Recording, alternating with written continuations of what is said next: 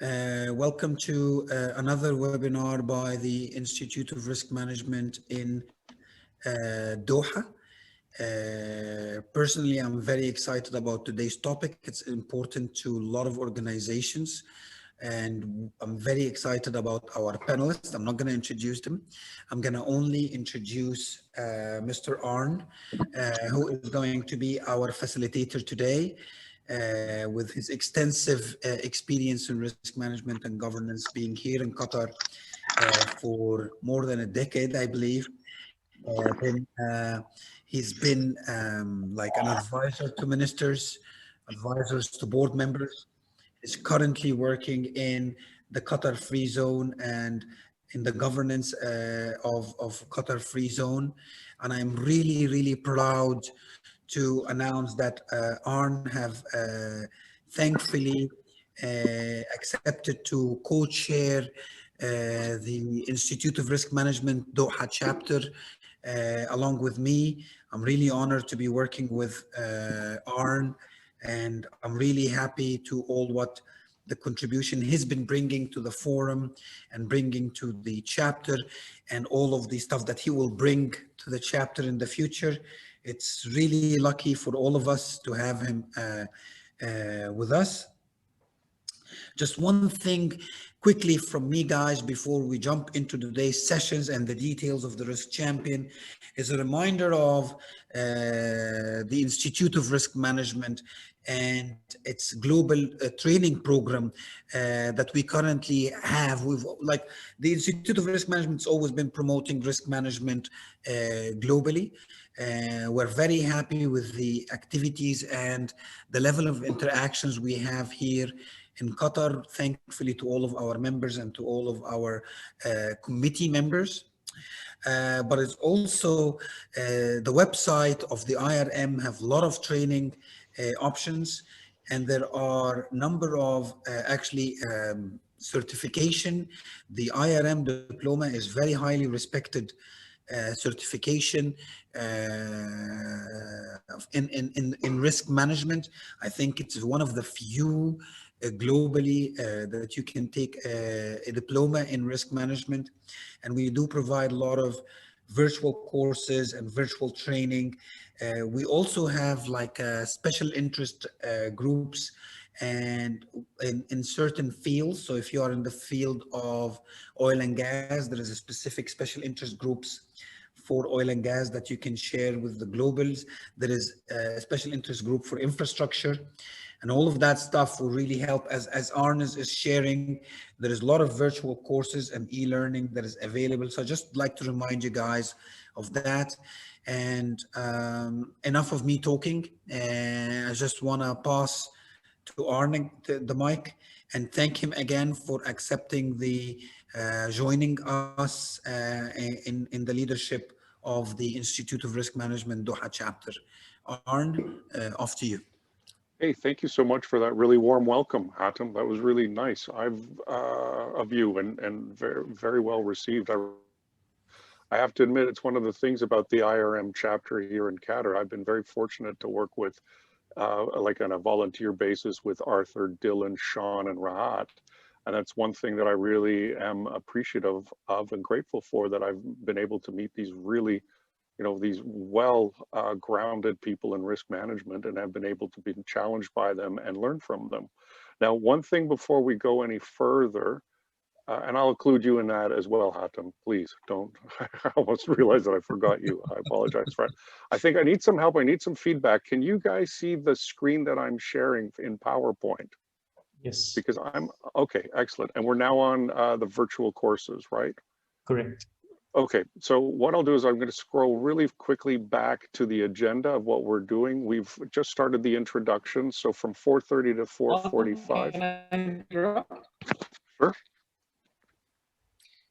The screen seems to be in matrix form. It's the PowerPoint, that is. It's like a spreadsheet. I'm not sure whether that's what you intended. View option, but if you share to full screen, it will turn like. Can you make it full? Yeah, well, If I share to full screen, that's the thing. If I share it to full screen, I lose you guys. I can't see you at all in Zoom. Okay. Okay. There is So- a grid option. Can you see up in the slideshow? Yeah, the grid Okay. option. Okay. Yes, Yeah. remove the grid option.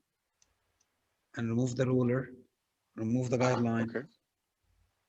So this will make the view better. Here it is Okay. on Yeah. left. Yeah. Yeah, these ones. Remove the tick boxes. Yeah, you had it. It was the tick boxes, rulers, grid lines, guidelines.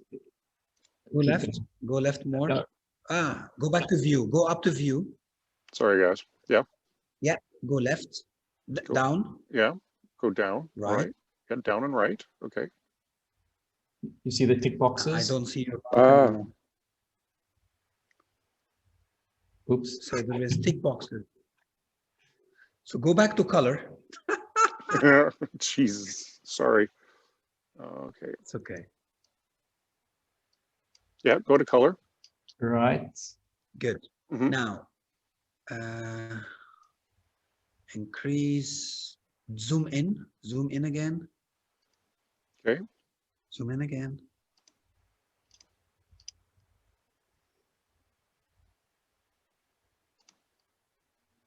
Good. Now, wait, just don't do anything. Can you see the zoom? Can you Yeah. see the zoom? Yes, go Mhm. left a little bit, notes. Okay. To Yeah. notes. Yeah. And Ah. here is the Yeah. check. Remove them. Okay. Yay. Is that better? Sorry, guys. I apologize. Got it. I get a newbie medal. Okay, so first what I'd like to do real quick is go to our the agenda. So we're right in the middle of the welcome and the introduction. Then we'll have a quick brief overview of risk champion concept explained to us by Mr. Arthur Winks. Then we'll do a risk champions in practice presentations from Mr. Dylan Campbell, Mr. Arthur Winks, and Mr. Rahat Latif. And then from about 5:15 to 6 o'clock, how long it takes, we're going to have a moderated discussion as well as an open Q&A session as well. And you're welcome to invite, you're welcome to participate and ask any questions that you wish. If you want, you can also type in questions in the chat box as well. If you have a question during a presentation, if you can wait till the end and then pose it, we'd really appreciate that. So what I'd like to do first of all, introduce our panelists. We've got, first of all, Mr. Dylan Campbell. He is the Enterprise Risk Manager at QCHEM.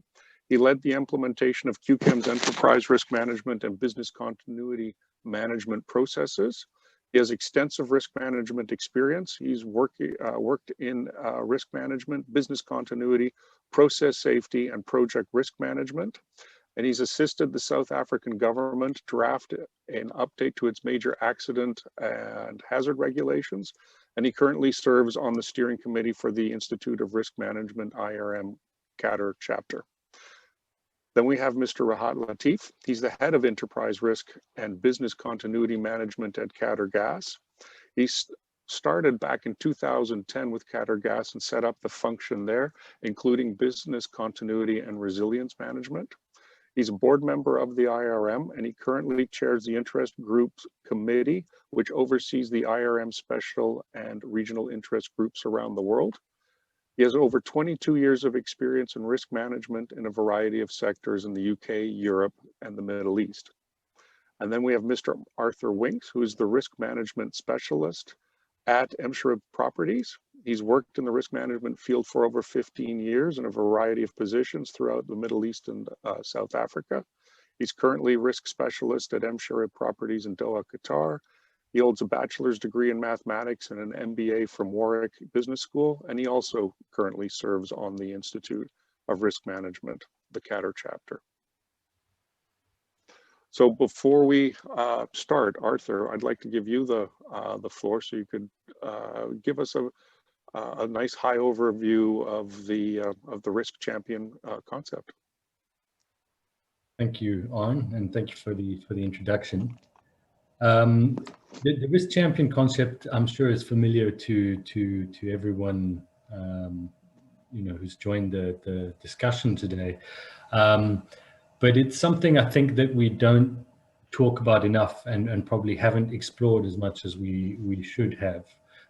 When doing a bit of research for this discussion, I found very little available online in terms of describing how a risk champion framework should work. There's quite a lot in terms of the role description, roles and responsibilities, competencies, these sort of things, but very little that goes into the details of how does it actually fit into the organization, which of course may be a very individual thing depending on the organization, but there was very little guidance and research that I could find on that. So I think this discussion will be very useful just in terms of sharing our experiences as to what works, what maybe doesn't work, and what the different approaches are. But at a very high level, a risk framework can really be either centralized or decentralized. And a centralized risk framework is what you commonly see in mostly banks and financial institutions, where the management of risk is held within a single function. Whether or not that is really enterprise risk management is another discussion. A lot of these institutions do refer to it as enterprise risk management, but I would argue if it doesn't cover the complete risk landscape within the company, it may not really be. But nevertheless, so you have the centralized model where all of the risk is managed within a single function. That can sometimes be supported by embedded risk managers elsewhere throughout the business. Then on the decentralized side of things, that's where the risk management function really has an advisory, training, support role, and risk management really takes place throughout the rest of the business. And this is, I think, the model that most of us in this forum are familiar with. Certainly most of the organizations that I've worked with have practiced that sort of framework. And inevitably, this sort of framework is supported by a network of risk champions. And it's become sort of the unspoken, I think, industry standard, in that if you have a decentralized risk management framework, you need to support it with risk champions. So the idea behind today's discussion was just to discuss that role, how it works, how to make it work better potentially, and what our experiences around that are. But essentially, the risk champion is meant to be a coordinator on behalf of their area of the business, to handle some of the administration when it comes to risk, and to make sure that risk actions are followed up, that the risks are reviewed and assessed on the agreed schedule, and so on. And in some cases, they may be a risk owner as well, but in many organizations, the risk champion is somebody who supports the risk owner in managing the risks within their area. So I'm sure that's not news to anyone here, but just to give a brief sort of overview of what we're discussing. And I think the idea behind today's discussion is not really to propose any particular way of doing things as being better than another, just to really explore the options that are available to us as risk managers in developing risk champions within our businesses. So back to you, Arn. I think we'll move on to the next. Hey, thank you so much, Arthur, for setting the scene on what how a risk champion framework can be. Either on one hand, it's decentralized versus centralized, or someplace in the middle. And I really appreciate you highlighting that for us, because I think that's part of the challenge that sometimes presents itself with respect to risk champions and how to set it up properly. What I'd like to do now is give the floor to Dylan Campbell. He is going to discuss a risk champion network based on his experience at QCHEM.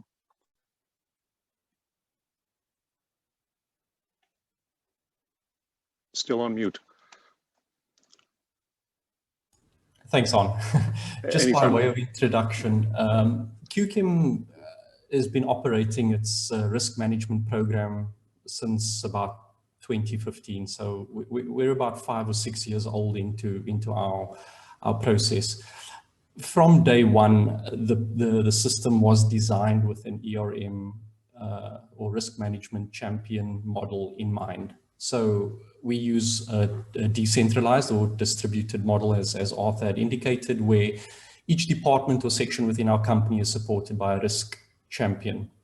So to give you guys a feel for what that means, across our 3 facilities or 3 locations, we've got 44 champions, and they spread across an organization that's roughly the size of, around 1,400 employees in total.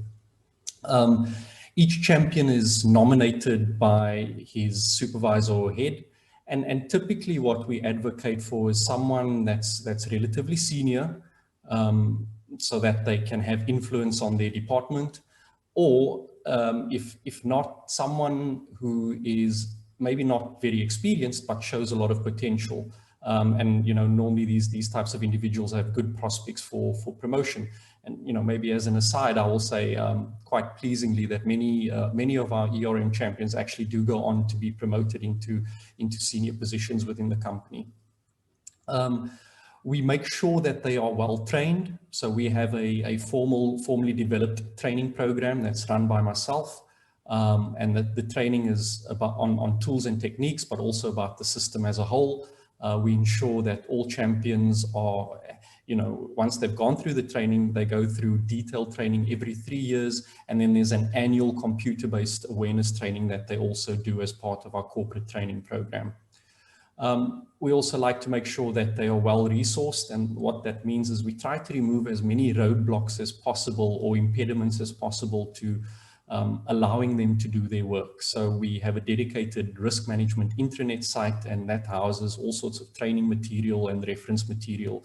So if the champion needs to go and work out some kind of problem or understand a requirement, it's at his or her fingertips. We make sure that they are also well supported. So what that means is none of the champions in practice become risk owners. They are facilitators on behalf of the department, and ultimately it's the department managers or their heads who take accountability for the risks. So the champions just act as a facilitator on behalf of the department. All their outputs are reviewed and approved by supervisors or managers for accuracy. And then it also comes to me to check for completeness against process. And once that's done, we make, at that point, then the information that's been assessed can make its way through our governance structures. And then also key to the whole process and system is recognition. So once a month, we have one ERM champion who's selected, and they're given the opportunity to engage directly with our CEO and senior leadership team to showcase efforts that they've undertaken on behalf of the department to identify, manage, and mitigate risks. Okay, if you can go to the next slide, please, On. So prior to joining QCHEM, I had not worked in a organization where a ERM champion model or risk champion model was successfully implemented.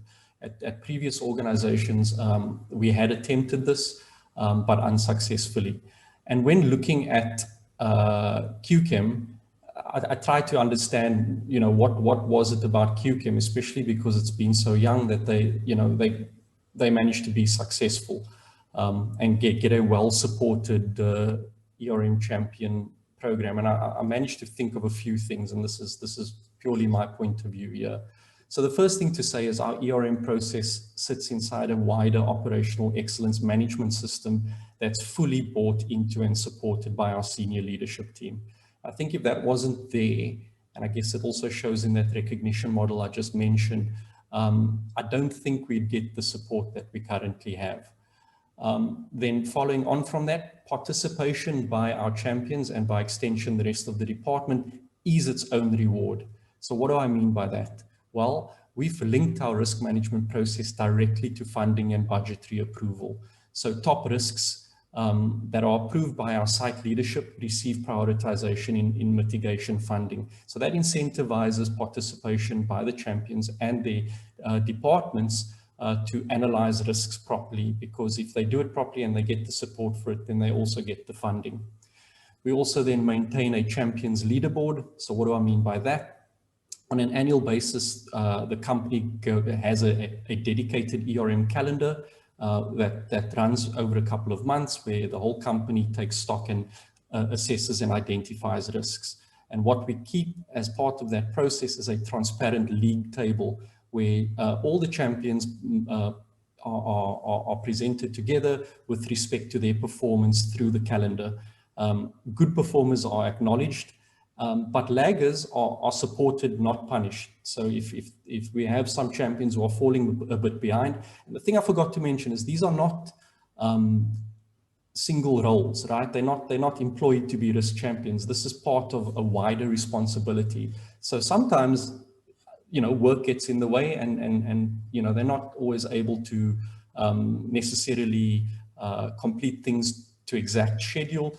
And we keep this on our leaderboard as well. And where we note laggers, we support them. One of our company's tenets of operation is there's always time to do it right. And we try to inculcate that in the way that we do work, right? So we don't want to rush things through. We'd rather that you take more time to make sure that you get the right risks communicated and assessed in the right way. If you go to the next slide, I think there should be one more, if I'm not mistaken. Yes. Okay. So on the last slide, I'll get through this a little bit quick, because I'm aware I'm maybe overshooting my time a little bit here. We have a company culture that values compliance. So management explicitly show that they value rules being followed. And as a result of that, I think our employees like to demonstrate that they follow the rules. Okay. And again, it's not a punitive thing, but it's just in the way that we communicate. Rules are important for us. So we say what we do, and then we do it. And then probably central to all of it is our technology. We built an in-house risk management application with our process in mind. So we fitted our application to the way the company does business, rather than buying an application that's off the shelf and having to fit the company to the way the application expects it to work. So our champions were key to actually designing that risk management application. And, you know, we continue to seek their input to improve the user experience and user interface. And I think that model beats off-the-shelf software every time. And then lastly, I think, you know, what we have to acknowledge is that standards of compensation within the state of Qatar, particularly the energy industry, is good. So we have relatively senior people or staff that, you know, are high performers, who are quite motivated and keen to contribute to the organizational success, because that furthers their career ambitions as well. So that's just my input on you know, why I think QCHEM's Risk Champion Network maybe works relative to my past experience. Thank you very much, Dylan. That was insightful, and there's a lot of things to think about. And I like how that you've integrated it all together, and also that you've bought or you created your own solution, which I'd like to hear more about later. What I'm going to do next is I'm going to give the floor to Arthur Winks. He has a slightly different point of view and perspective on the Risk Champion Network. And I think it's good to have him sort of counterbalance both the story that Dylan and Rahat will be telling us. Floor is yours, Arthur. Thank you, Arn. Yeah, so for my sort of talk, I thought I would look at a slightly more difficult experience with risk champions. Firstly, I mean, I wouldn't say I have a difference in opinion. I think the risk champion model is the industry standard for a reason. I think it's good, and it supports the integration of risk throughout a business. However, what I've come to realize over the years is that it doesn't always work as well as it should. And a big factor in that is company culture. As Dylan mentioned, one of the success factors at his company is that they value compliance. Other organizations may not value compliance to the same degree. A common challenge that I think many risk managers face is that risk management, along with a lot of other functions such as compliance, performance management, these sort of things, are seen as non-core, and they're seen as a waste of time. And there may or may not be scope to improve that culture for the risk manager.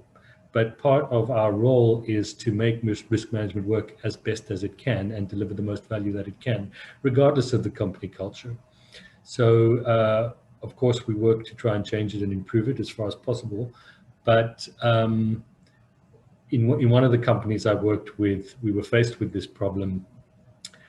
We had a risk champion model. The risk champions had been in place for several years.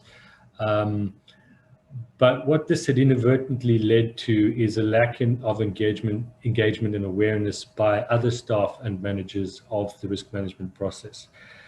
Risk owners had sort of taken it as an excuse to delegate risk management to the risk champions and to the IRM department. So the way it was working is that I, as the IRM function, would meet with the risk champions on a regular basis. Where possible, we would try and make that a workshop, but inevitably what would end up happening is the decision makers would cancel or send somebody else, or something along these lines. So 9 times out of 10, it would end up being myself and the risk champion assessing the risks, which, as we all know, is not really how it's intended to work. So there was an over-reliance on the IRM team and the champion network. Risk had become very much a parallel and separate process. It was not really integrated with decision making, not really integrated with day-to-day management, and not really fulfilling the purpose for which it was there. Well, I believe at the highest level, risk management has 2 purposes. One is a compliance aspect. We need to be able to give assurance to our stakeholders that we are managing risk and that we are evaluating the issues and challenges that we may face and taking steps to improve and avoid them. But far and above and beyond that, it's to contribute to better decision making within the company. And certainly within this framework and this company and this environment, that was not happening. So if we go to the next slide, Arn. So in order to try and improve that situation, I first of all broke it down to, okay, what are the bare bones in terms of compliance obligations that need to be in place in order for risk management to be at least to some degree doing its job. And for a lot of companies who may not be as invested in risk management as some companies are, this comes down to basically maintaining your ISO certifications. So I spoke to our internal auditors, and I spoke to some of our external auditors as well, and sort of broke down from them what do they look for in terms of a risk management framework. And what it came down to is that risks and opportunities need to be identified on a regular basis. So it can't just be a once-off thing, and it needs to happen periodically and as well as when significant changes occur. There needs to be some sort of system of measuring and prioritizing those risks. It's not enough just to have a list and sort of work towards that. There needs to be some justification for why some risks are higher than others. They need to be linked to the objectives of the business. They should ideally be forward-looking and proactive, so not only issues, essentially. And of course, there needs to be evidence of treatment and mitigation, and everything needs to be documented with clear accountabilities and responsibilities. So with this in mind, I broke down the risk framework sort of to its bare bones. Yes, you can go forward. Thank you, Arn. the approach that we decided to take was to refocus the accountability back onto the risk owners. And so we did this by really removing risk champions from the framework entirely. That's not to say that a department can't have a risk champion, and it's not to say that that might not be a very valuable role, but within this context, we made it entirely the choice of the risk owner. If they want to delegate somebody in the department to manage certain risk-related activities, that's fine, but it's not formally part of the risk framework. All accountability and responsibility for all activity is purely on the risk owner. Of course, risk owners are extremely busy, or at least they claim to be. So part of the work was simplifying the risk management process as far as possible. So again, we broke it down to the bare bones. We developed a very, very simple risk management template that they could use. That covered the important things, which of course is the identification and description of the risk, the evaluation according to company agreed criteria, and then by far and away the most important thing, the mitigations and the actions and the accountabilities for that. And then to support this, we integrated risk reporting into management reporting at all levels. So all departments were required to report on their risks in the monthly management reports. The template that we designed for them was designed to be used really in management meetings. It was something that could be easily appended to a minutes of meeting for a normal management meeting. So by doing so, we tried to remove any excuse not to do the process, because the only way that there would be an excuse not to do this is if they're in fact not having management meetings, which is another problem entirely in and of itself. So it was really reinforcing the idea that risk management is a management capability and competency that all managers in this day and age need to possess and demonstrate. And so then the role of the IRM team in that situation was really to provide training, quality control, and to monitor compliance with the framework. So the IRM team would receive all of the reports from the departments, where necessary, query, send them back, say, is this really, is this enough? Or, could you go into this in more detail? And then also within the framework of the management reporting, to report on compliance. So every month we had a dashboard, I suppose, which much like Dylan's tracker, just sort of indicates who's been doing what they're supposed to do and who has not. Of course, core to this was getting leadership approval at the highest level. So like any part of a risk management strategy and framework, without that, you're really dead in the water. But fortunately, we were able to secure that because despite, I'd say, not a very strong compliance culture, the company did recognize the fact that compliance was necessary. So this approach was really aimed around making the process as painless as possible, whilst not allowing risk owners the opportunity to shift the responsibility elsewhere. Because what we had found previously is that basically if the risk management department didn't go around and do the assessments with the risk champions, it just didn't happen.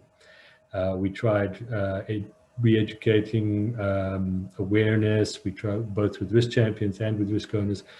We were just not really getting anywhere. They were not engaging with the system.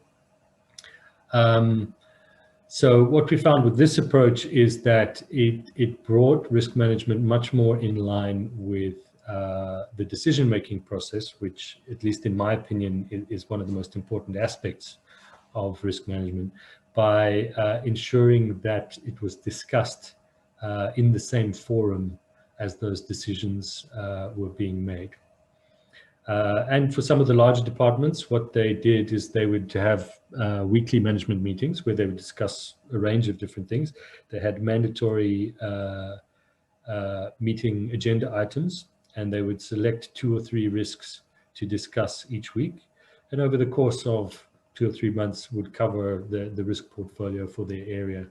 And then weekly submit those updates to the IRM department for consolidation, quality control, etc. So I just wanted to offer that as another approach.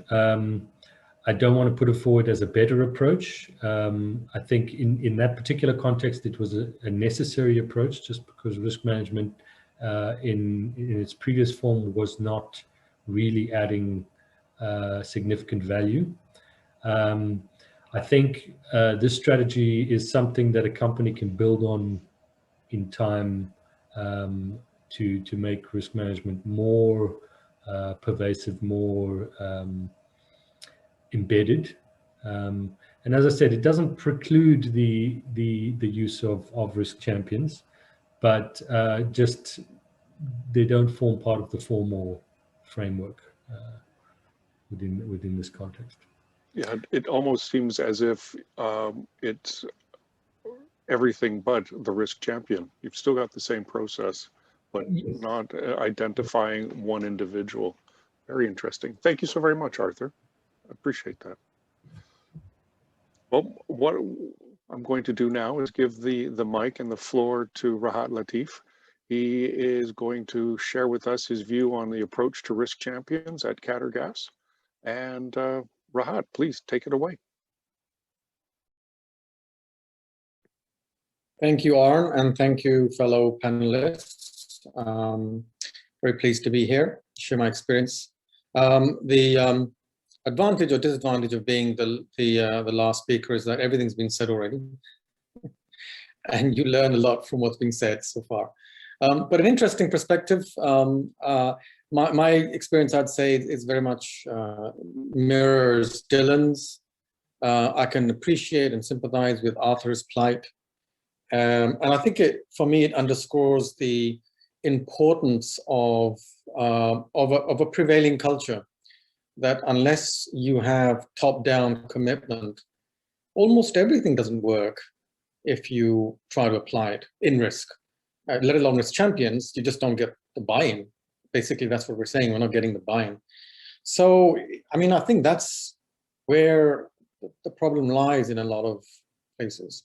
But I think kudos to you, Arthur, for finding a creative solution through that approach. One thing you did say was that accountability returned to the risk owners. Even with the risk champion model, that should always be the case. The accountability should not be anywhere else. But again, I think it goes back to what I was saying earlier on, that you've got to have that culture in the first place really set by the senior management team in order for it to really work. And yeah, so as I said, my experience very much mirrors Dylan's. So some of this will be a bit repetitive. Okay, so what's the role of a risk champion?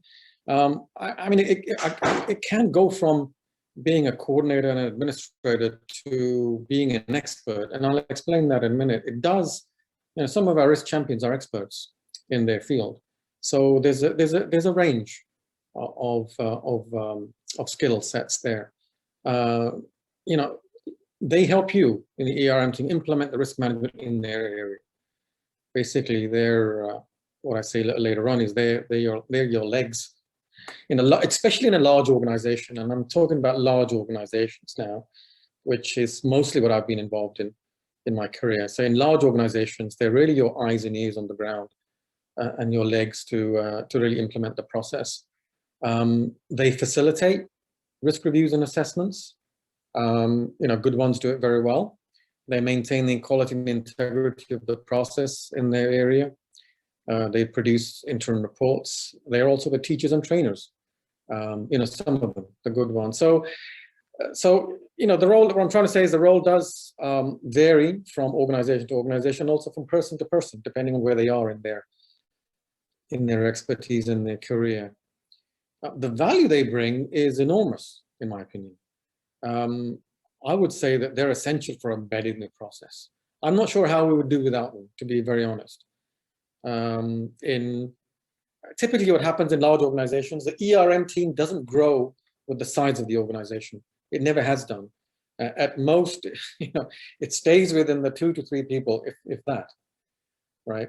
And no matter how large the organization gets, excuse me for the fire alarm, and it's not real, I know that. So having that dotted line relationship to people who can help you do your job is for us is absolutely essential. It enables us to move up maturity scale, because actually what it does, it helps us to build a culture. You need a culture to start with, but having them there builds on that. And they're the local teachers and the facilitators, and they embed the culture that you want, in terms of ERM. As I said, they're your eyes and ears on the ground. And I think, the value you get out of them is you get that vertical and horizontal approach to risks. There are a lot of risks span across the organization horizontally and vertically. And by having these networks, we're able to view the risks across the organization. So in my next slide, I show the type of, or the range of coordinators that we have. So if we're sitting up there in the ERM section, we have a range of coordinators denoted by RC. So they could be facilitators in a particular area, but we also have experts that's under the RM, the risk managers. And so these are people that are experts in their area. For example, project risk. So there's somebody who looks after the projects, and that needs a detailed skill set for managing project risks. There is IT risks. So in terms of the governance and compliance of IT issues, that requires a certain expertise and a certain type of person. And so what this model shows is that those people will probably have coordinators that report into them, right? So a project risk coordinator will have a number of projects he looks after. Each project has a project risk manager, and they report into them. And ultimately, they have a dotted line relationship to you. So this kind of model is what we operate in Qatar Gas. And the type of person in each node isn't necessarily at the same level. The risk managers, for example, that have their own networks, their role is most likely a governance role, a full-time governance role, which includes risk. So risk is very much part of their role, what they're doing. Some of the risk champions are on the other end of the scale, where their input comes in on a quarterly basis when they have to review the risk reports and produce a report. So this is what I call the hub and spoke network. It comes from the airline hub and spoke model. So this is the kind of model that we operate in QG.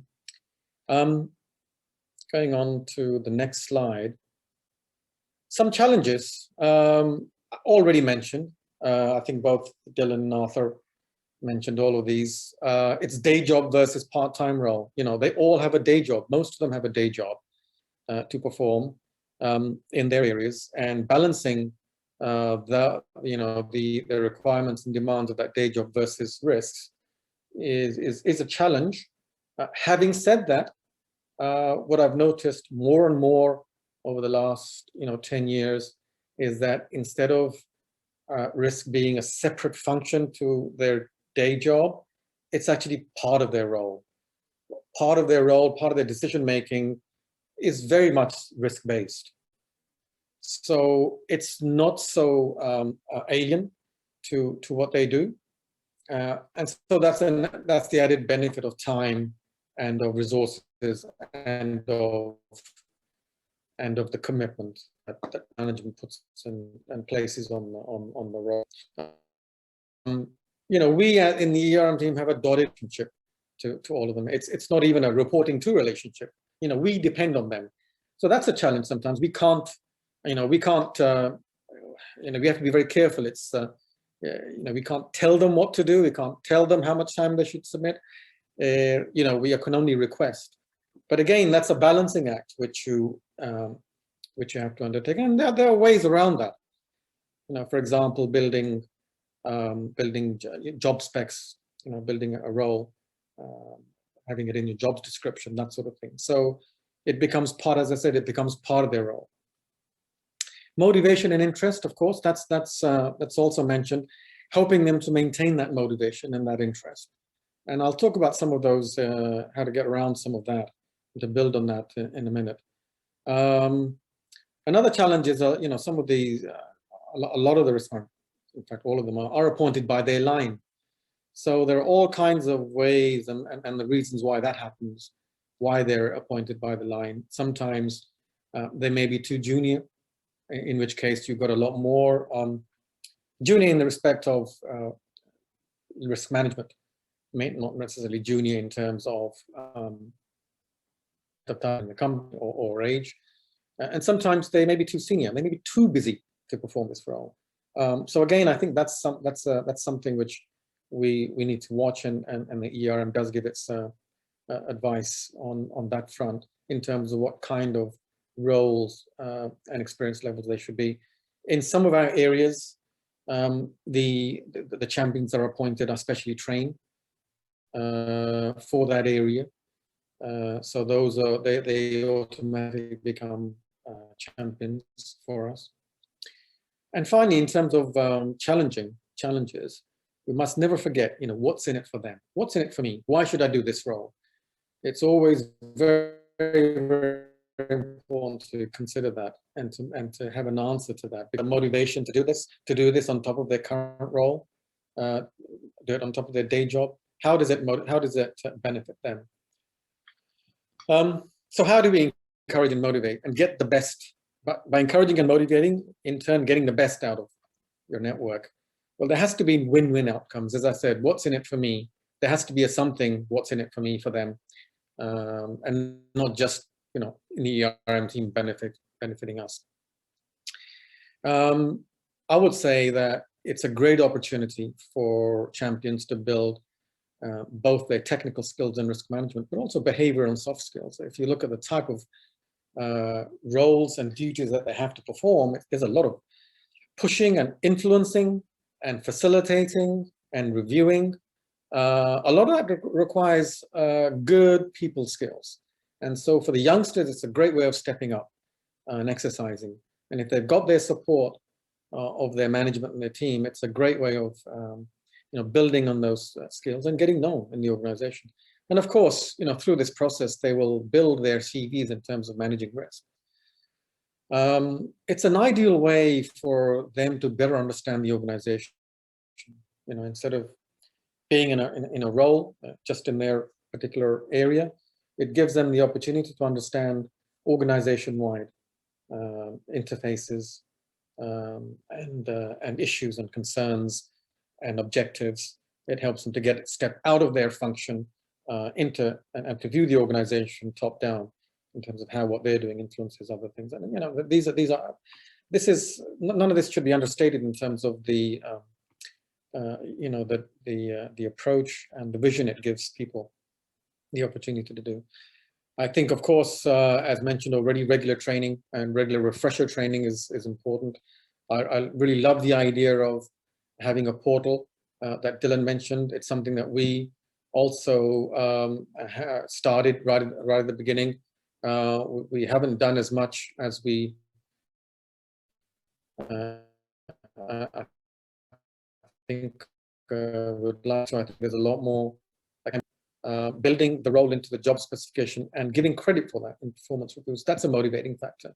That shouldn't be forgotten. They should be credited for the work that they do. Build a community. That's something that we've tried to do as well, especially in the early days, is to get the RMs, what we call RMCs or as champions, get them together on an annual basis or a semi-annual basis to discuss not only their risks, but what they do to help them to do their role. And of course, as already mentioned, in terms of rewards, always have some kind of annual reward or spot awards during, from time to time in terms of good performance. So I'm sure that's not exhaustive, but those are my thoughts. Okay, back to you, Aaron. Thank you. Thank you so very much for that, Rahat. I think for me, if you're focused on a volunteer sort of risk champion, really the key that you highlighted is like what's in it for them.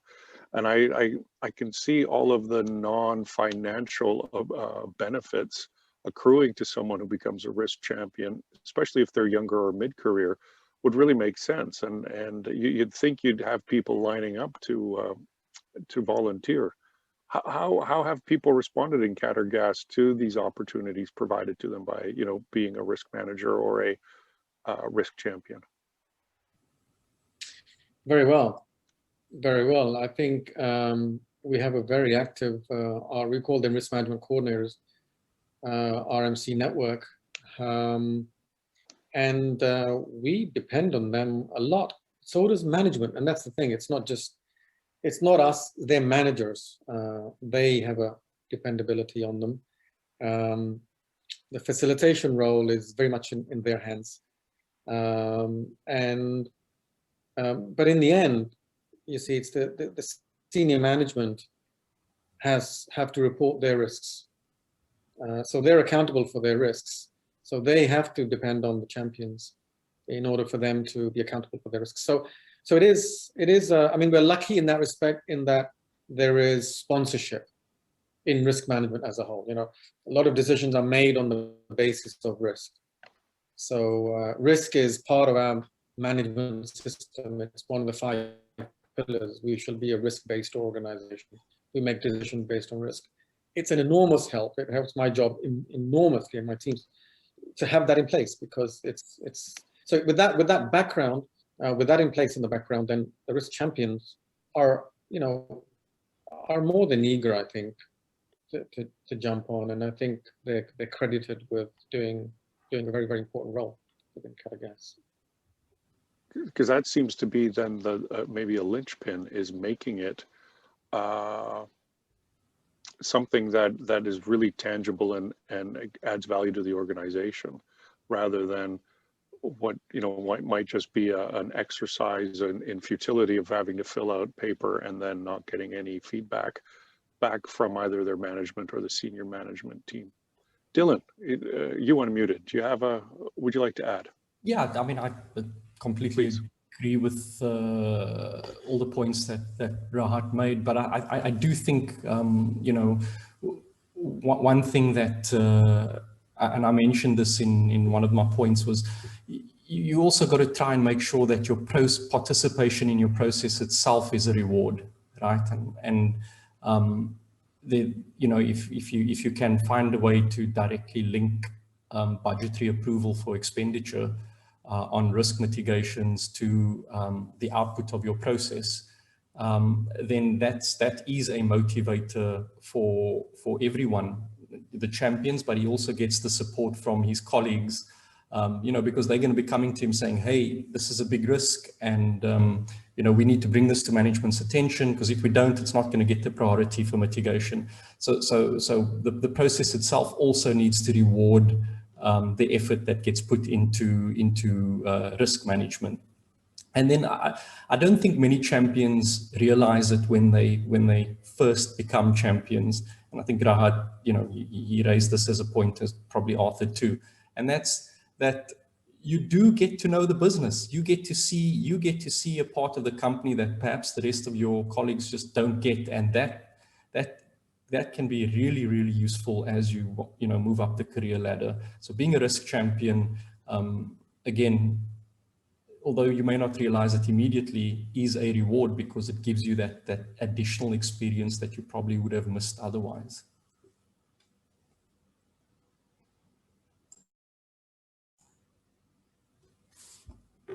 You're muted on.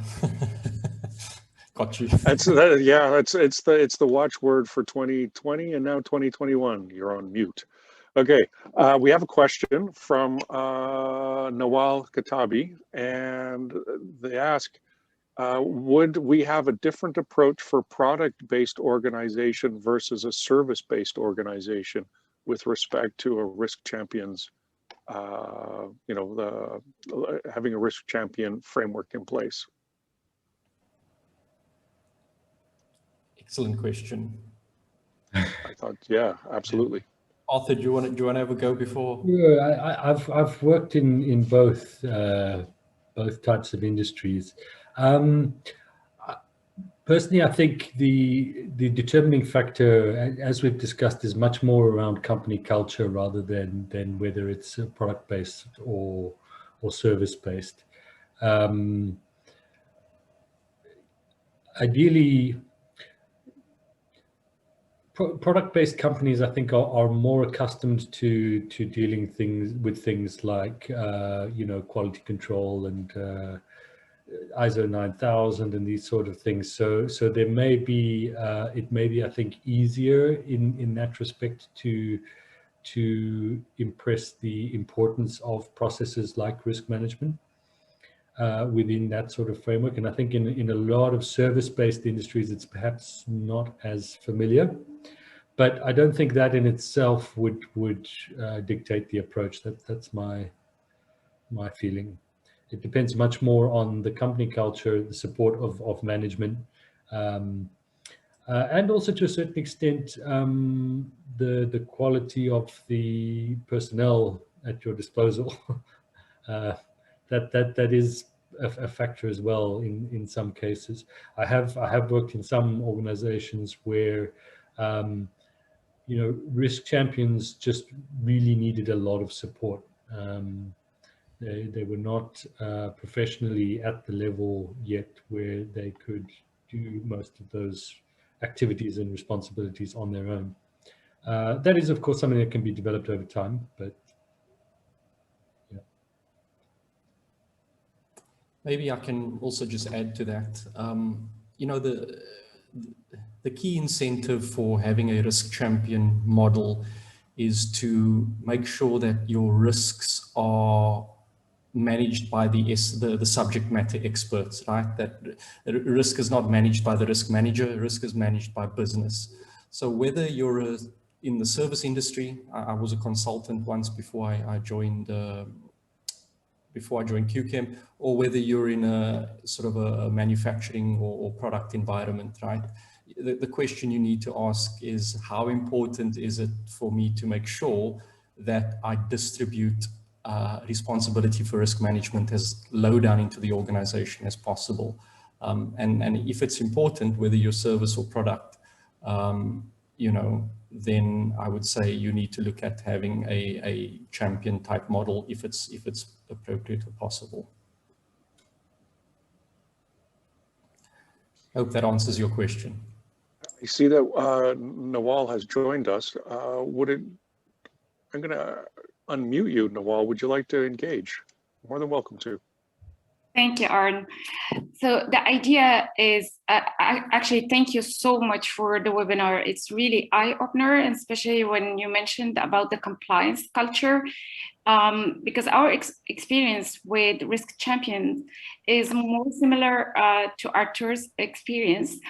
And when you spoke about compliance, I was reflecting that actually maybe that's the reason, because in healthcare, doctors, nurses, and healthcare providers, it's a culture of clinical judgment. So it's really hard to put any rule. And this is globally. I have been working in the West and in the Middle East, and there is no culture of compliance. It's more culture of engagement. And this makes it a big challenge for risk management. And the pandemic is one of the examples in managing and controlling the pandemic. So I was throwing this idea, is it because it's service and the people are more important than what we deliver? So in healthcare, are people delivering service to people? It's a bit different situation and quite challenging. So I was trying to reflect, what's the reason? Was it related to the type of organization? Yeah, I would say, having a compliance culture makes a champion model implementation infinitely more easier than if you didn't have it. And I mean, I've worked in manufacturing environments where we didn't have a compliance culture, and it just didn't work, right? Because if your managers and your line management are not showing that they value compliance, right? And there may be good reasons for it. I'm not going to say that people are just reckless, but if there isn't a demonstration from the leaders in the company that compliance is valued, then there's no way that people further down the organization will want to demonstrate compliance, because there's no payoff for them, right? They will look for other ways, other things that maybe pays off. And that might be something worth considering as well, as if you don't have a compliance culture, maybe try to see what is important for managers and senior leadership in the organization, and tailor your champion program around that. I'm not sure how that would work, but maybe there's an answer there somewhere. As of now, we are doing similar to what Arthur shared. We are keeping it to departments to choose. When they decide to have somebody, we train them. When they don't, so we go with the case by case. Yes, yeah. What we did in that company was focus really much more, I think, on the requirements and the outputs. How they sort of choose to meet those requirements and outputs is really up to the department, and the ERM department would support them in whatever they need from that, but it must be driven from their side. Because what we had found is when the ERM department was chasing them, following up, doing all this sort of stuff, they just didn't do it unless we were there to tell them to do it.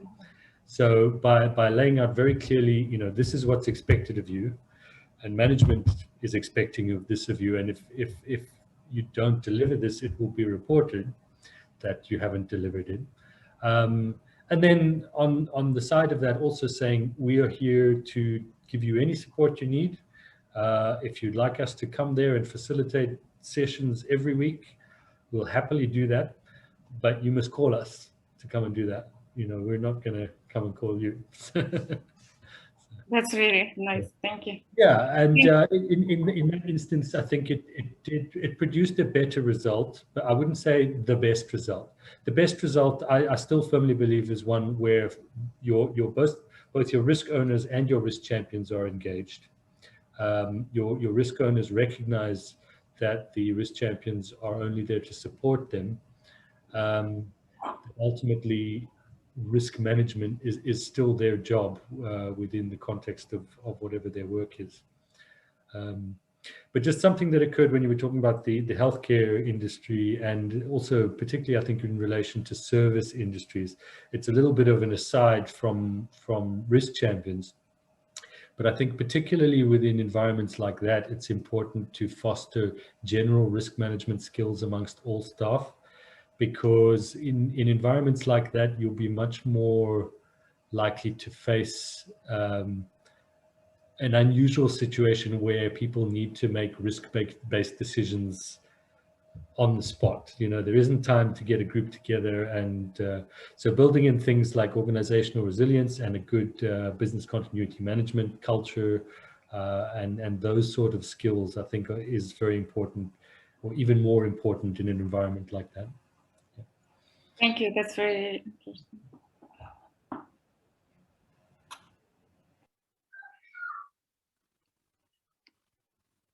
So I'm just looking at one of the chat box again. What we have is Mohammed, who comments that if there's no tone at the top and no mature management, it's not easy to implement our ERM. How do you guys respond to that?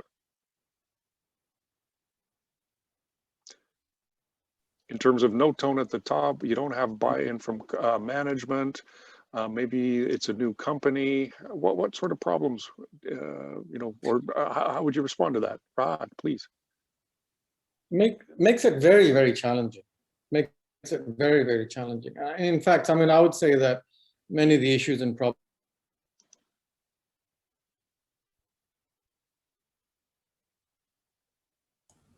I think we Rahat, I think we've lost you. I think Maybe you're right, yes. Yeah, while we're waiting, I mean, I think what Rahat was trying to say is it's the point's been made, and you'll hear it on lots of chats like this when this topic comes up. No tone at the top, no leadership buy-in, risk management. So it's being discussed in terms of. Sorry, go ahead, Rahat. We lost you for a second there.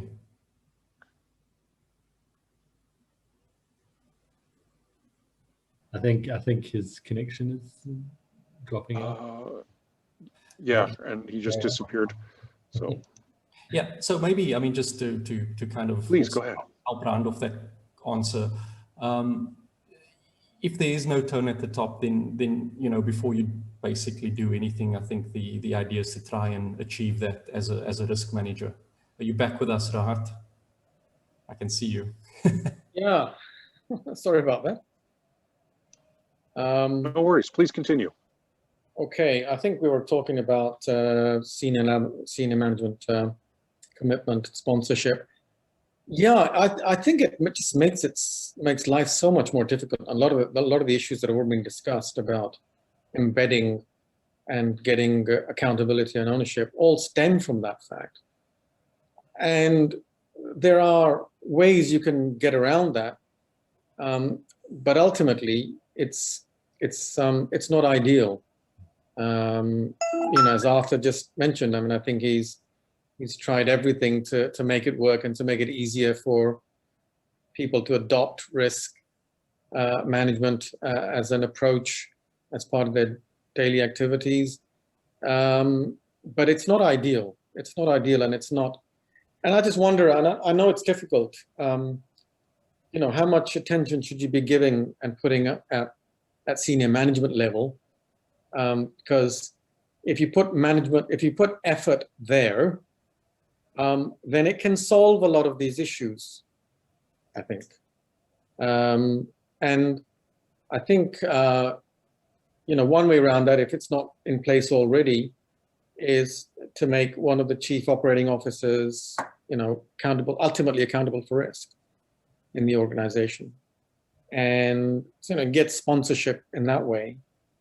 You know, I think it's as I said, it's tough if you don't have that. I've spoken to lots of, you know, my peers in other organizations who are unfortunately in that situation, and it's not easy. I mean, there isn't a silver bullet which says, okay, if you do this, it'll work. If there isn't a culture already on risk management, and if there's no appreciation of the benefits of doing it, then why would they? And so it goes down to, well, if the organization can't say what's in it for the organization for doing it, I have to convince you in terms of what's in it for you. Then it's the quality of that conversation that you're going to have you know, with the champion. And Arthur, and maybe on as well, just a question on that. You know, from my experience, when there was no appetite or tone at the top to manage risk, the company got into trouble, right? And it's one of the reasons why I'm working for QCHEM today and not the company I was working for before. Do you find that, you know, you get to a point where there's only so much you can do, and if there really is no view by the company leadership for the value that risk management adds, then maybe it's time for you to move on elsewhere? Maybe I'm asking a bit of a difficult question, but I'm keen to hear your guys' thoughts on that. Sorry. I would love to jump in here, because from my perspective, it seems that it goes almost all the way to the top of the board. If the board doesn't see value in it, that's not good. And then that's perhaps why management, the senior management team, isn't buying into it as well as much as it should, because it's not seen to be as something that the board is keen on. But I think it also depends on the companies, because all companies I've been in are fundamentally commodities or consumer products, and they're very, very concerned about risk. So I think when I hear what you're saying, Dylan, or if I interpret right, is like, why would you stick around in companies that is not managing risk? And I'd agree with you. I don't know how you gentlemen feel, Arthur or Rahat. I think one good initiative that the government of Qatar has taken. Now it's been held back a little bit because of COVID, but otherwise, around 18 months ago, the State Audit Bureau initiated a regulation around risk, and it was moving in the right direction in terms of setting legal requirements sometime in the future. And this has, in other countries, this has worked, kickstart the process. So if organizations are not willingly adopting, then you make them adopt it to a certain degree. So it's a carrot and stick approach. So that process is working. So I would say that still is there. I think that intent by the state is still there, and that's perhaps one of the ways that organizations here can perhaps wield a bit of show that to your management, say, look, this is what state is saying to us, we have to do this now. And so maybe that's a way of encouraging them to think that we've got to take this seriously, because now there is a legal requirement to do it at some point down the line. So we don't want to be caught unawares. So I think that's an encouraging sign. I wish that they would continue with that. Would you mind if we gave the mic to Ms. Nawal? She would like to contribute because I think she's got an interesting point that she'd like to share with us. Yeah. Yes, thank you. I have a different experience in that. And first of all, I want to take it from where Rahat left it in terms of the recent regulations in the State Audit Bureau, and the risk management was established in 2018, and risk in State Audit Bureau and reporting directly to the president, so not to the internal audit. And at least for 150 organizations in Qatar that are governmental or semi-governmental, this is continuing. So they didn't stop it. Just now they are focusing on strengthening internal audits. So they are auditing internal audits in different organizations to further strengthen risk management later on. So the idea is, sometimes when I think personally of risk management, risk would protect organizations from failure, from losses. So, and this is what the top leader wants. So they want to succeed and avoid it. They just don't understand how risk management can help them with that. So sometimes for a strong leaders in risk management functions, understanding what's the agenda of the top leaders, what's the agenda of each executive around the decision-making table, and then identifying opportunities and risks based on that information. So I feel sometimes it's difficult, not only when we don't have the top down, but also when we lack information about what's going on in the market and what's going on in the organization. If we have more information and understanding better the agendas, we can tap onto what speaks to them. So I have been in organizations that they did not know anything, that I would wonder why I'm here, why they recruited me. But then down a few years down the line, risk management become important at each decision-making meeting. So I think it's really speaking the language of the decision makers would probably help also. Totally agree with that. Yeah, I think that's a really important point you make, Nawal. Speaking the language of the accountable authorities. So when we say what's in it for us in terms of what's in it for the risk champions, we also have to ask what's in it for the for the department managers, for them to adopt. What's in it for them? So you're absolutely right. If you can convince them that I can help you achieve your objectives, which I believe is what you're saying, I can help you to achieve your objectives, and I can help you to identify risks that will threaten you, that will threaten the achievement of your objectives. Then you win. Then you win. I'm helping you doing your job, basically, is what you're saying, right? If as a risk manager you can convince others, then that's the way, that's progress. because ultimately you're helping them do their job. So that's, yeah, I perfectly agree with what you're saying. We have another question from Abdul Salam, who asks, would it be better to assign the role of risk champion to dedicated personnel who are not fully engaged with day-to-day departmental activities within different departments, especially core departments, to get the best results managing and prioritizing, well, managing risk and prioritizing risk mitigation? I leave the floor open. Arthur, do you want to jump in first? I'd say that if you're essentially having full-time risk champions, then they're not really risk champions anymore. That would be my my take on that. Once you start doing that, then you're looking at more of the what did I described at the beginning as the centralized distributed model, where you essentially have embedded risk managers within different areas of the business. I think that's fine, but I mean, if an organization is of the size where you need embedded risk managers, the areas that they're looking after are probably large enough that they're going to need risk champions of their own in any case. So yeah, I mean, if an organization is so large that it needs multiple different risk managers in different areas, they will need risk champions of their own. My feeling is, I think, for the duties of a risk champion, if that's somebody's full-time job, then the company is probably spending too much on risk management. So Yeah, and I think Rahat also, I mean, in the model that they've got at Qatar Gas, I think that, that's where you justify that notion, right? Where you're executing major capital projects, and inside of your project department, you have a project risk manager, right? So he's a full-time risk manager, that's his job. And that's his job.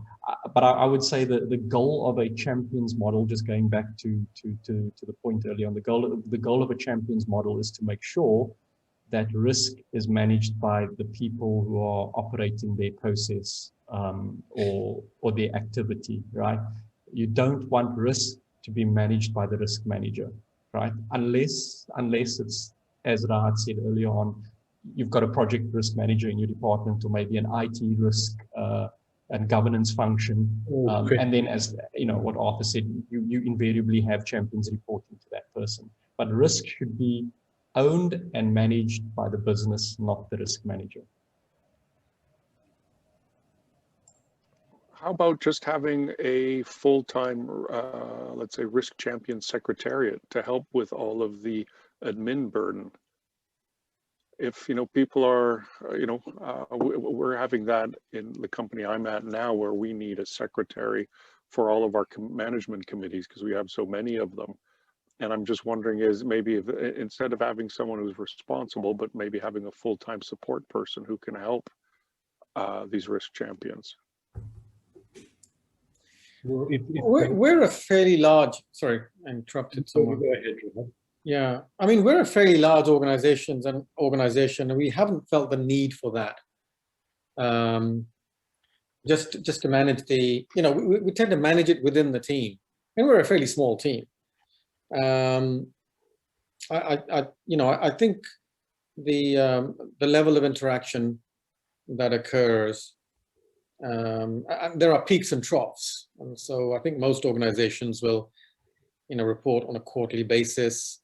And so there are peaks at reporting time, and a member of your team is the focal point for a lot of the communication that occurs, and it tends to work.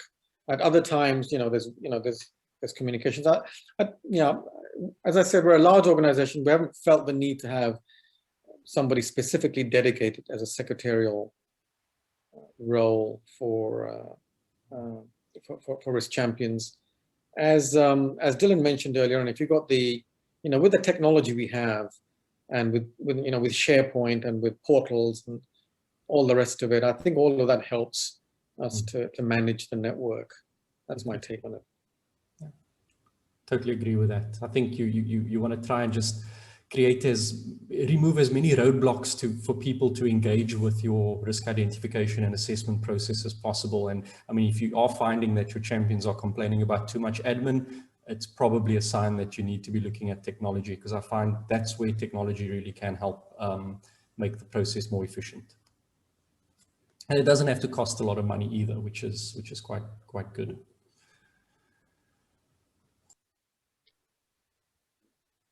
Yeah, because I think technology in that case might be better used than getting a secretary to help out.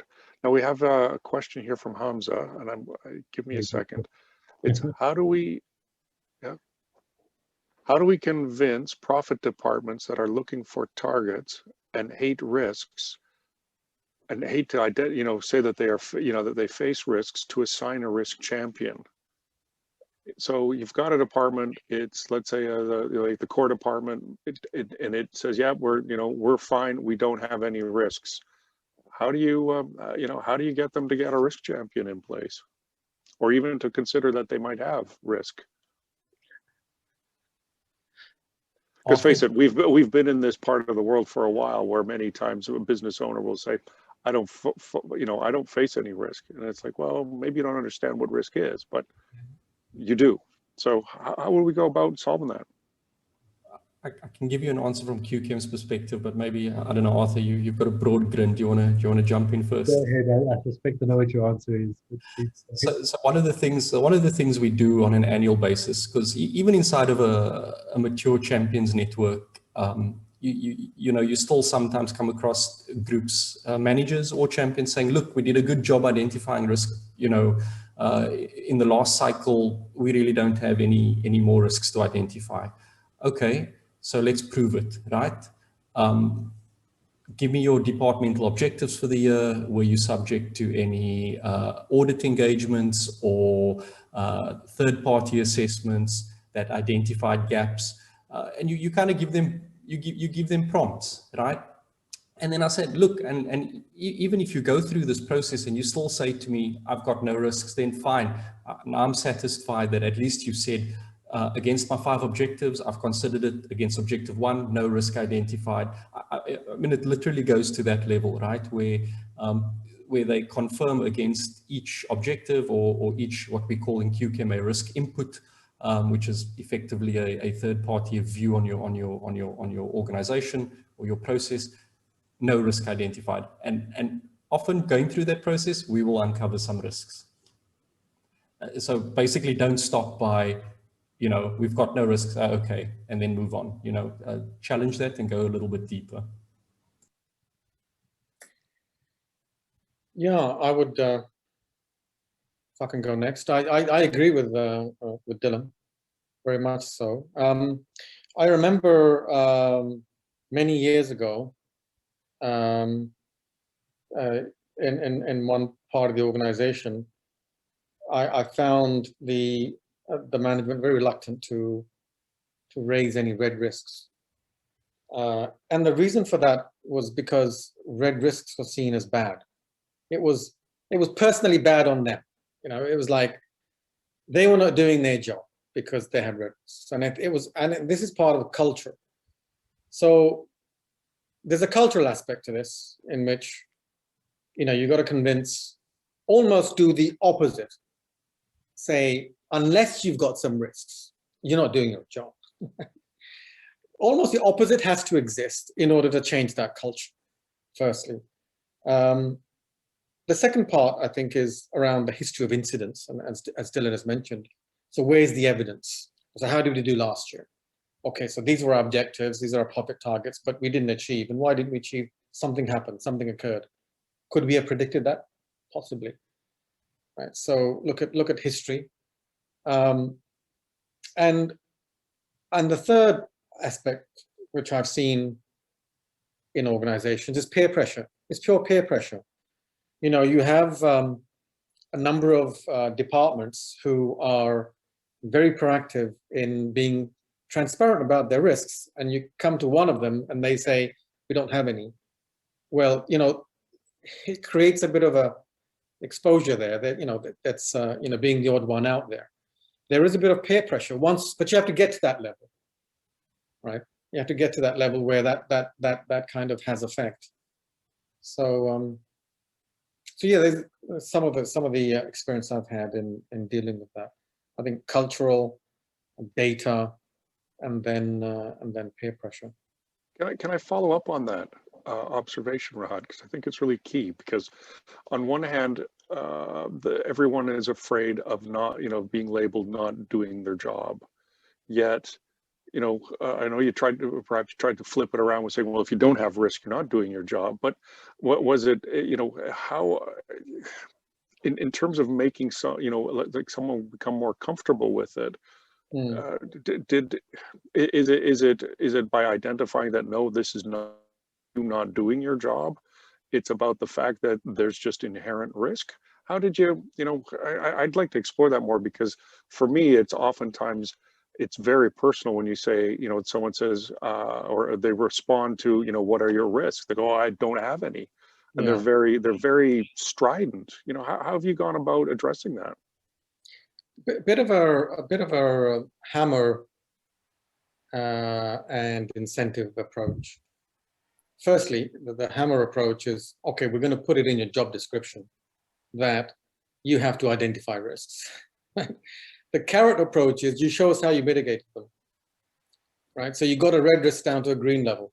So that's one way of, that's a direct way of doing things, which I've experienced, is if you're up against a culture which is difficult to move, then you force it into the culture in that way, but also give an incentive to say, well, look, you will be given credit for your performance where you have mitigated key risks. So that kind of indirectly forces people to identify them. So you identify them and you then you mitigate them. So that was a way of getting around our issue. Because it doesn't seem like a hammer to me by putting it in a job description. It's like, this is what you got to do if you want to get your paycheck. You got it. This is part of the It's part of your duty. And then giving them an opportunity to shine. I think that's the key, and that's what I like. It's like, yeah, we'll give you credit, and because it is your, you identified it as a red. Now you brought it down to an orange or a green, or you keep letting management know you need more resources to solve the, to mitigate. I think that, that allows someone to, take charge of what their business in another facet and report and say, yeah, I've done something that me and my team can be proud of. Yeah, absolutely. Maybe also just one other thing to add, normally if someone says, we've got no risks, my immediate response is, how many of your colleagues have you spoken to, right? And often it's because they also haven't really had a wide discussion. So, giving other members in the department as a champion, giving other members of the department an opportunity to brainstorm, all sorts of things tend to fall out. What we also do in our process at QCHEM is we created an intermediate step between risk identification and risk assessment, which we call risk screening. And the reason why we do that is because we want to encourage people to identify risks. And then immediately after that, there's a very quick process that they can go through to separate what is credible from what is incredible. And that encourages participation, right? So everybody gets heard, it gets recorded, it doesn't get lost. Just an anecdotal statistic is that what we find is about 50% of risks that are identified actually get screened out, right? So our identification rate is quite high, and our screening rate relatively is also quite high. And I guess it also gives us a little bit of confidence that the risks that we've actually assessed are the important ones. A bit of a long story, but I think if any work group ever says to me, we've got no risks, one of the first questions I'll also ask is, have you consulted widely? Or is it just you and your manager that had a meeting? Well, what I like about that is the fact that the people who are contributing are actually seemingly not leaving any stones unturned with respect to the risk. So they're really taking whatever, and that I think is part of probably the culture that you have as well, which is open. It's like, identify it, throw it on a list. Don't worry about if it's good or bad. We'll screen that out later. There's another aspect which we've only touched upon, which you mentioned earlier on, and that was the role of the board, and extending that, the role of shareholders. There is, if you are a shareholder, you want to know, you want to be, what are the key risks in the business that I've invested in? So that has a key part to play. If you're saying I don't have any risks, it's not believable. If you're in any kind of business which is critical or achieving something or producing something or a service of some kind, and you have a bunch of shareholders, having an intelligent shareholder helps a lot. And most shareholders, if they vested into the company, they want to know and understand what the risks are. So that can be an enormous pressure to up the culture of risk management in your organization. Yeah. Just to jump in on this, I've been listening intently to all of this, and Sure, for people to say there's no risk, I think it's a complete fallacy. That means either the probability is zero or the objective is too low. Once you stretch the objective a little further and you make the objective a little more difficult, risks all of a sudden appear. So one thing that I would do is always ask, can you do better? Now, the moment you ask, can you do better, you then create the possibility of positive risk, which is opportunity. There in itself is a risk. So if you can do better, there must be a risk that stops you from actually achieving better objectives or improving on your objectives. So I would agree with all three of you and everyone else who might be thinking the same way, that it's kind of hard to say there is no risk. Unless you've got no objective, there is no risk. The moment you have an objective, you can always improve on that objective, whatever that objective can be.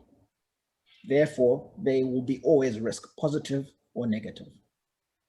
Fully agree, Sean. And on that, I think Mohammed Abdulaziz has mentioned, given a good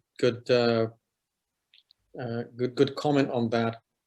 Mohammed, can we ask Mohammed Abdulaziz to say his point? He's more than welcome. Do we need to unmute him or does he? Oh, there. I think he's unmuted. Hi all. Hi. Hi all. First of all, thanks for this webinar. Is much helpful. My point is to encourage the department heads in order to contribute to the IRM is to put some sort of what if question with them. But this supposed to be depend on the proper understanding of the business. So if we try to make this some sort of a checklist or inquiry list to the management and start to ask them what if something is happened, he will contribute. He will try to contribute to answer our question. This will lead him that I have a hidden risk, but due to I have the day-to-day operation, these risks are hidden to me. So he will try to contribute, and they will feel that this IRM will help him to achieve his objective in a better way. Yes. Yeah, good point. Thank you. Absolutely. I like that. Now, we're at 10 past 6, and we've been going since 4:30. So what I'd like to do is open the floor to final 1 or 2 questions, and then we will wrap this great webinar up. We have been recording it, so Hatem will be working his magic and then submitting it to the IRM so that we can post it again online so that people can benefit from the discussion and the questions. So I'd like to open Arn.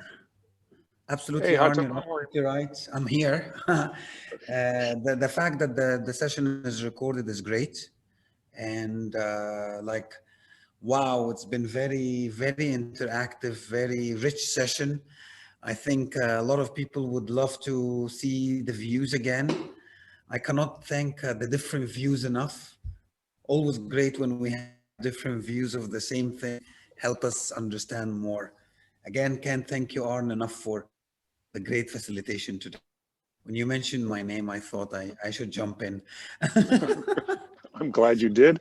To give you, recognition for the great work that you're doing on, recording and then making sure that what we've discussed can be shared with a wider audience. Really appreciate that. I also would like to appreciate Dylan, Arthur, and Rahat for their time, their insights, and sharing their knowledge with us. It's greatly appreciated.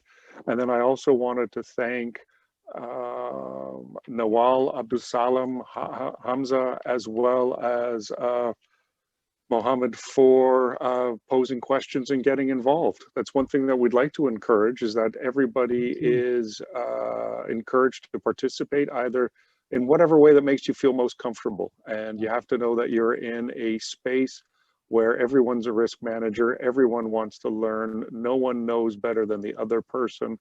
We all like to contribute, and we really want you to participate and to feel comfortable participating, because that's what we're here for.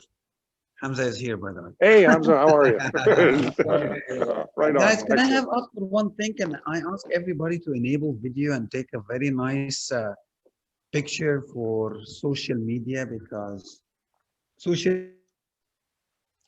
So the request is to put the video on, is it? Yeah, good. Yeah, everyone video on, please. If you're comfortable with that. Take screenshots. If you are, and if you're not, don't worry about it. Make sure you are smiling. Sean, make sure you're looking good. That makes us serious, Sean. So how can we make sure that everybody is there and everybody is showing? We need to figure out a way. Some people don't have webcams.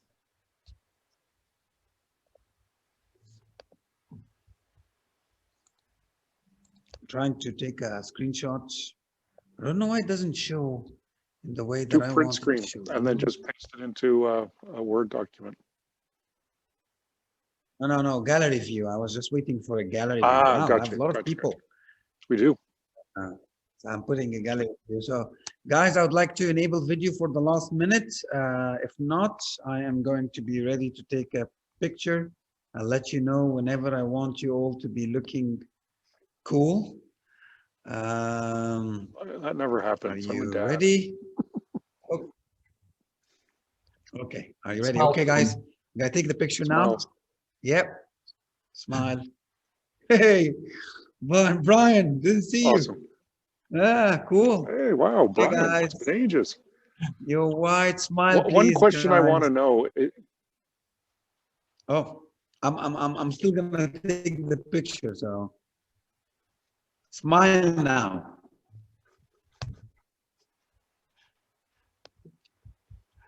Hatem, my cheeks are. Guys, this is done. Okay.